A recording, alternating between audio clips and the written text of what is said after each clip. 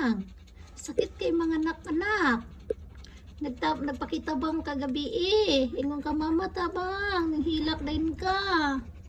Dili makaya no, mga anak no, o 5 ka buki mong bibis o unsay piling sa mahimong mother. Ha, igihan kay ka, sobra ka responsible mother, gid ka. Dili nimo ipahulam imong baby.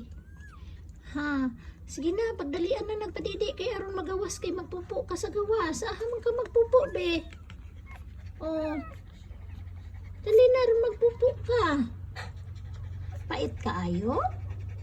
Pait kayo lang po? Ano dili lalim no? Unyang imong boyfriend dito wala ra gid siya pakialam ng anak na kano. To dito imong boyfriend batig naong oh. Unyang kay maliwat nimo anay imong mga bibis. Oh. Ang mga timan na mga color. Wala oy, nice man kayo ilang color. Yang anong naa may black. Haman ta nakakuha ng black. Sama na.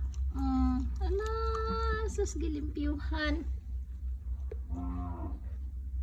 Pait kayo magiging mother kang. Di na lagi magkiat-kiat next time.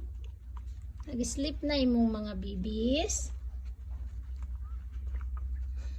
Kaloy.